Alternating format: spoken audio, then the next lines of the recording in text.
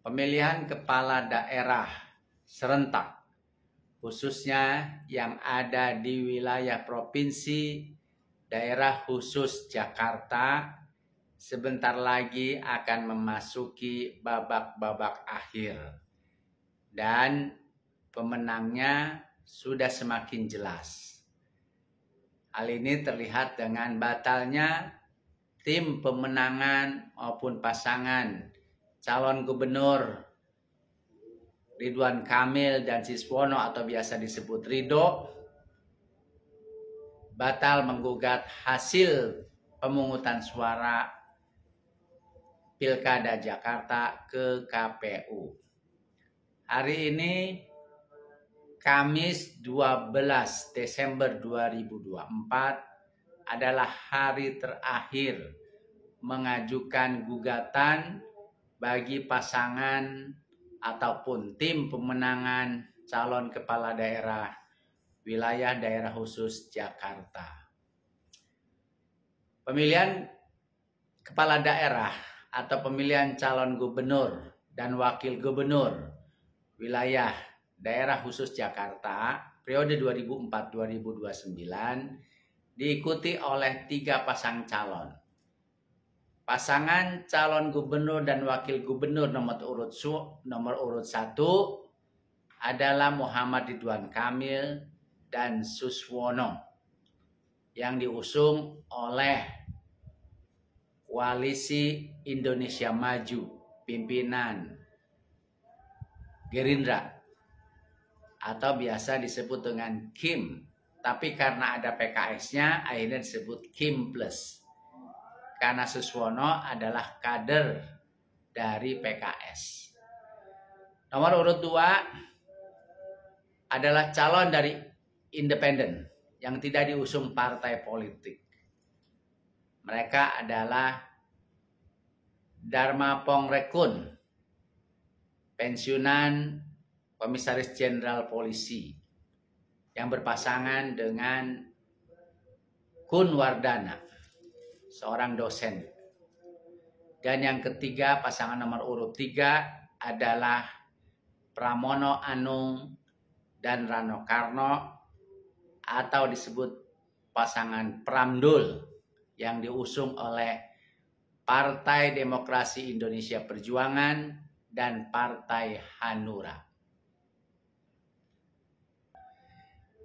Yang di luar dugaan dalam pemungutan suara ternyata pasangan nomor urut 3 Pramdul memperoleh suara sebesar 50,07% dari jumlah suara yang masuk sekitar 4 juta lebih. Padahal jumlah penduduk atau warga DKI Jakarta tercatat sebesar 10,5 juta jiwa. Tapi yang ikut pilkada sekitar 4-5 juta. Pasangan nomor urut 1 Muhammad Ridwan Kamil memperoleh suara sebesar 39,40%. Sedangkan pasangan nomor urut 2 calon gubernur dan wakil gubernur independen non partai Pongrekun atau Dharma Pongrekun dan Kun Wardana memperoleh suara sekitar 9%.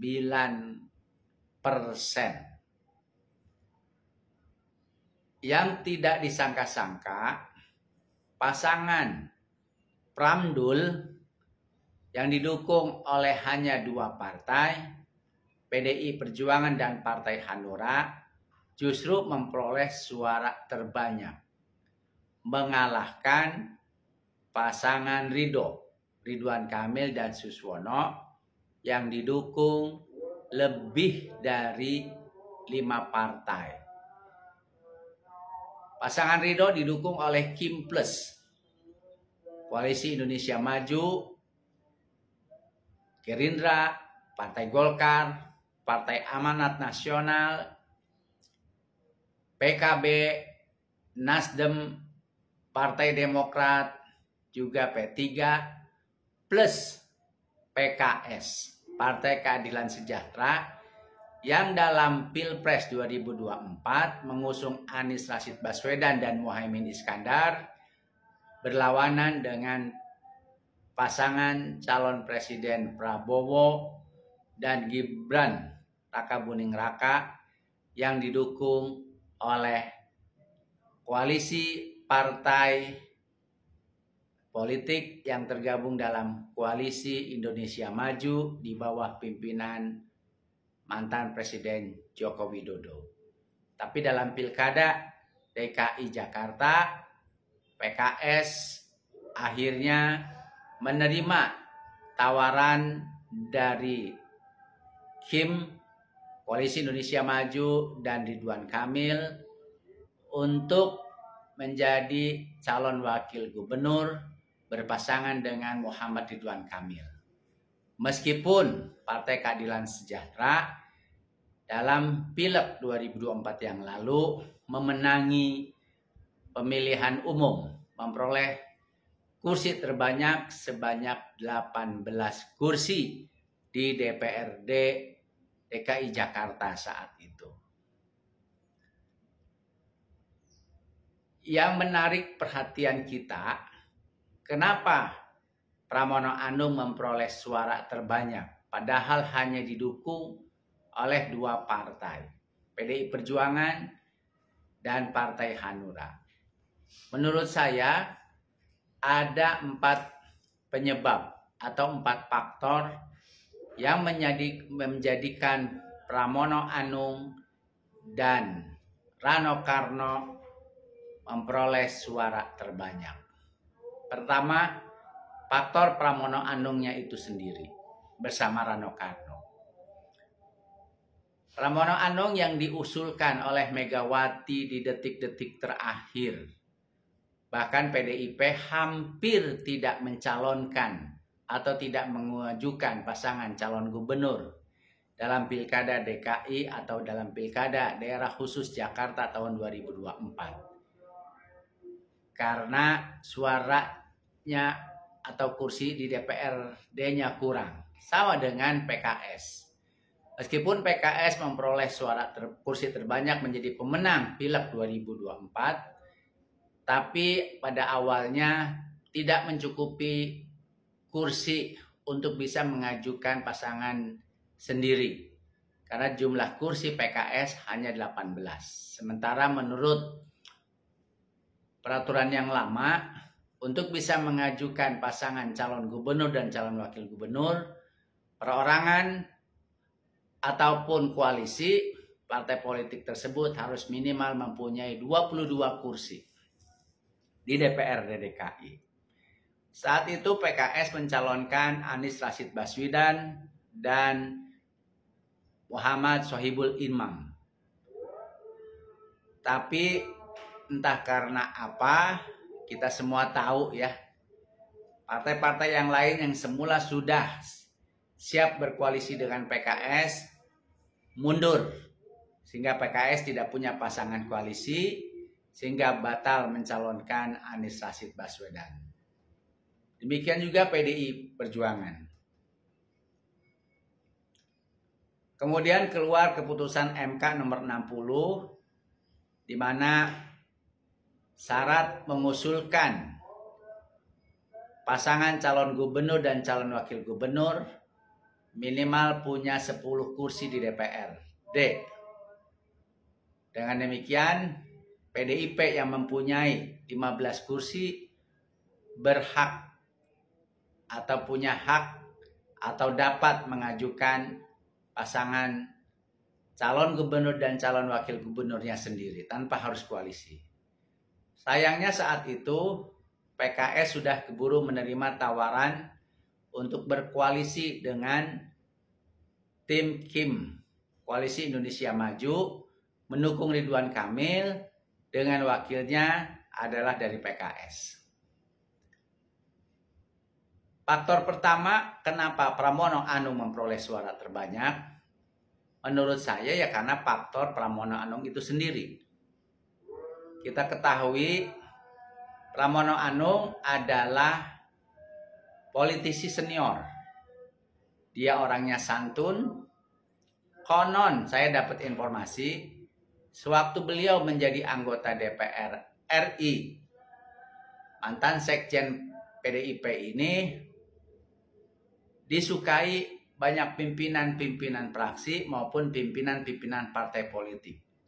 Kabarnya, informasi yang saya terima, banyak juga membantu pimpinan-pimpinan partai politik atau politisi-politisi yang saat ini banyak menjadi pimpinan partai politik di Koalisi Indonesia Maju. Pramono Anung ketika Jokowi menjadi presiden, beliau tahun 2016 atau tahun 2015 diminta menjadi Menteri Sekretaris Kabinet menggantikan Menteri Sekretaris Kabinet yang lama Andi Wijayanto, yang kemudian Andi menjadi Gubernur Lemhanas. 2 periode Pramono Anung menjadi Menteri Sekretaris Kabinet sebelum akhirnya mundur karena diminta oleh Megawati menjadi calon Gubernur Daerah Khusus Jakarta. Jadi informasi yang saya terima, banyak pimpinan-pimpinan partai politik yang tergabung dalam Koalisi Indonesia Maju yang mendukung, mungkin diam-diam juga berjuang mensukseskan pemilihan Pramono Anung sebagai Gubernur DKI Jakarta. Selain itu juga tentu ada faktor Rano Karnonya. Rano Karno itu meskipun berdarah Minang, dia lahir dan besar di DKI Jakarta. Beliau bintang film sejak masih kecil karena ayahnya Soekarno M. Nur adalah aktor senior yang juga sutradara. Rano Karno bukan hanya menjadi bintang film, tapi juga menjadi penyanyi yang cukup melegenda. Album-albumnya laris di pasar. Dan Rano Karno ikut melestarikan budaya Betawi dengan membuat serial sinetron Sidul Anak Betawi. Bagi orang-orang Jakarta yang berusia 30 tahun ke atas tentu kenal Rano Karno. Selain itu beliau juga pernah menjadi wakil gubernur Banten dan 1 periode menjadi gubernur Banten. Ini faktor orang kenapa memilih dan mendukung Pramono Anung dan juga Rano Karno. Faktor kedua adalah tidak solidnya Koalisi Indonesia Maju mendukung pasangan Ridwan Kamil dan Suswono. Dari kegiatan kampanye, saya mengamati dan saya juga mendapatkan banyak informasi dari kawan-kawan di lapangan, yang paling banyak bekerja, berjuang dan bersungguh-sungguh hanya PKS. Sementara partai-partai lainnya adem-adem aja. Ini menjadi pertanyaan. Jangan-jangan Koalisi Indonesia Maju memang tidak serius menjadikan Muhammad Ridwan Kamil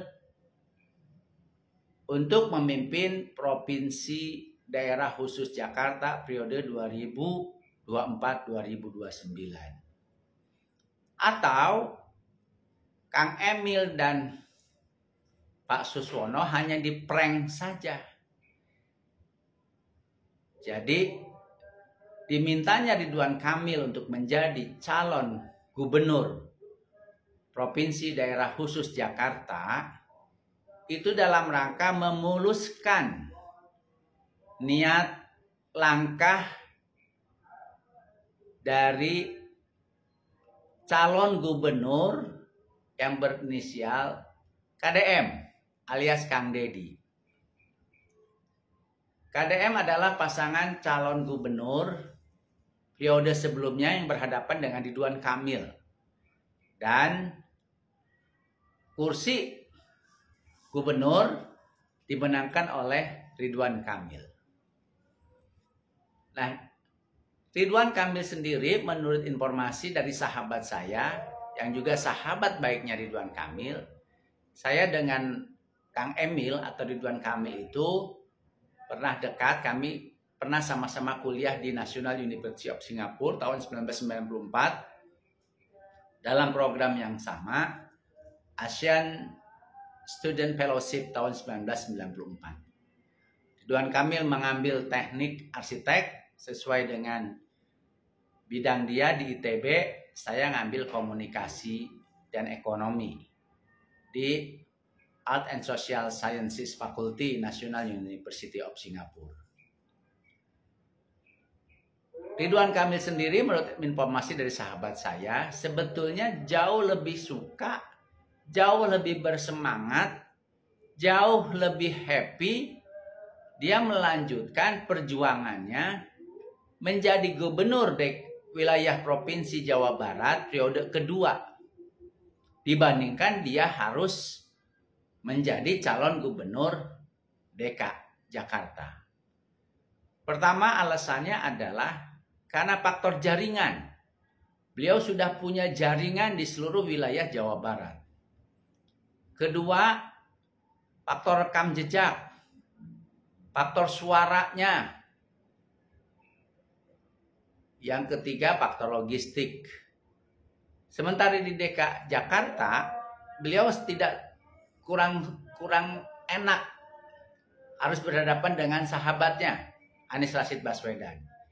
Yang kedua, jaringan beliau tidak lengkap, bahkan mungkin belum ada di wilayah DKI Jakarta karena beliau lebih banyak berkecimpung di wilayah Provinsi Jawa Barat. Yang ketiga tentu logistik, karena Jakarta bukan daerah jajahan beliau, bukan daerah kekuasaan beliau. Jadi sebetulnya Ridwan Kamil lebih suka maju, kembali bertarung, memperebutkan posisi kedua sebagai gubernur. Jadi periode keduanya sebagai gubernur wilayah Jawa Barat dalam rangka membangun daerah dan mensejahterakan masyarakat Jawa Barat. Kalau Ridwan Kamil bersaing dengan Kang Deddy Mulyadi, tentu menjadi kesulitan sendiri buat Kang Deddy Mulyadi. Meskipun Kang Deddy sudah mulai berjuang, begitu dia gagal di periode yang lalu dia jadi anggota DPR, sambil menjadi anggota DPR dia sering turun ke berbagai pelosok wilayah Jawa Barat. Tapi kalau berhadapan dengan Ridwan Kamil akan berat buat Kang Deddy. Mungkin kemungkinan menangnya hanya 40%, Ridwan Kamil 60%. Tapi kemudian skenario yang lebih tinggi dan lebih luas memindahkan Ridwan Kamil dari Jawa Barat ke Provinsi DKI Jakarta. Akibatnya kans Kang Deddy Mulyadi jauh lebih luas, jauh lebih besar untuk terpilih. Dan pada akhirnya memang terpilih dengan perolehan suara 60%. Jadi bisa jadi faktor kedua adalah skenario ngeprank. Ridwan Kamil seakan-akan didukung oleh banyak partai, tapi pada pelaksanaannya ternyata koalisi partai politik tidak mendukung Ridwan Kamil. Dan bisa jadi, ini dugaan dan analisa saya, bisa jadi memindahkan Ridwan Kamil dari Jawa Barat ke Jakarta adalah dalam rangka memuluskan langkah Kang Deddy Mulyadi menjadi gubernur wilayah Provinsi Jawa Barat. Seperti itu. Jadi dengan demikian kasihan Kang Emil. Tapi Saya percaya bagi Kang Emil, jabatan bukan segala-galanya. Faktor ketiga adalah faktor Anies Rashid Baswedan. Anies memperoleh 30% suara dalam pemilihan presiden 2024 yang lalu. Katakanlah di wilayah DKI Jakarta atau wilayah DKI Jakarta, Anies juga memperoleh 30%. Menurut saya tidak semua pemilih Anies memilih ikut apa yang dilakukan oleh junjungannya Anies Rashid Baswedan. Jadi pemilih Anies atau yang biasa dipanggil anak abah itu kemungkinan besar yang memilih pasangan Pramono itu hanya sekitar 15%. Tapi 15% juga sudah lumayan. Itu ikut meningkatkan perolehan suara Pramono. Kalau Anies tidak mendukung Pramono, Anung dan Dul, bisa jadi perolehan suara Pramono sama dengan Ridwan Kamil, sehingga masuk kepada putaran kedua. Nah, jadi analisa saya, faktor ketiga memang besar ataupun kecil, suara anak abah besar, ikut mendukung kemenangan Pramono, tapi tidak mayoritas. Itu sekitar 15%. Jadi kalau ada pengamat lain bilang sekitar 30%, saya yakin sekitar 15%. Karena suara anak abah juga udah terpecah. Suara anak abah, Muslim yang taat, itu lebih mengikuti seruan Imam Besar Habib Rizik Syihab. Habib Rizik Syihab menyuruhkan supaya memilih pasangan Ridwan Kamil dan Suswono. Jadi ada sekitar 15% suara anak abah yang juga pengikut setianya Imam Besar Habib Rizik Syihab itu lebih mengikuti seruan dari Imam Besar Habib Rizik Syihab mendukung pasangan Ridwan Kamil dan Suswono karena adanya faktor PKS itu sendiri, seperti itu. Dan faktor ketiga adalah faktor dari Ridwan Kamilnya sendiri. Satu, dia memang belum banyak beraktivitas di wilayah DKI Jakarta karena jaringan dia lebih banyak di Jawa Barat. Dengan menjadi wali kota Bandung dan 5 tahun menjadi gubernur Jawa Barat. Ini juga berpengaruh besar, gitu kan. Inilah 4 faktor kenapa Pramono Anung dan Rano Karno itu terpilih menjadi Gubernur DKI Jakarta. Setidaknya memperoleh suara terbanyak. Apalagi dengan adanya kepastian pasangan Ridho batal menggugat ke MK. Kalau pasangan Ridho menggugat ke MK, kemudian tuntutannya dikabulkan putaran kedua, bisa jadi Pram akan kalah. Seperti halnya dulu tahun 2017 kontestasi calon gubernur DKI Jakarta antara Basuki Cahayapurnama, kemudian Agus Harimurti dengan Silviana Murni, dan Anies Rashid Baswedan dan Sandiaga. Anies pada saat putaran pertama memperoleh posisi kedua. Yang pertama Basuki Cahayapurnama atau Ahok. Tapi di putaran kedua Anies menyalip Ahok dengan selisih yang lumayan besar. Nah, kalau pemilihan kepala daerah di wilayah DKI Jakarta berlangsung 2 putaran, maka bisa dikatakan belum tentu Pramono Anung dan Dul bisa menjadi gubernur. Tetapi masalahnya kenapa tuntutan dibatalkan? Perbedaannya cukup signifikan. Jadi bukan 1 digit. Perbedaan suara antara Ridwan Kamil dengan Pramono itu sekitar 10%. Ridwan Kamil memperoleh 39%, Pramono Anung memperoleh 50,04%. Jauh selisihnya.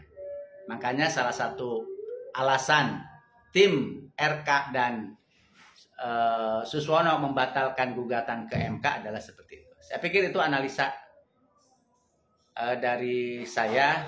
Selamat buat Mas Pram dan Bang Dul. dengan PAD yang cukup besar sebesar 91 triliun. Kalau kita jujur, saya yakin bisa membangun Jakarta lebih baik lagi, masyarakatnya lebih sejahtera, lebih makmur, lebih aman, walaupun status ibu kotanya melayang ke Kalimantan Timur. Selamat juga buat Kang Ridwan Kamil. Insya Allah ladang amal, ladang ibadah bukan hanya menjadi gubernur, tapi banyak. Saya percaya dengan integritas dan kualitasnya Kang Emil.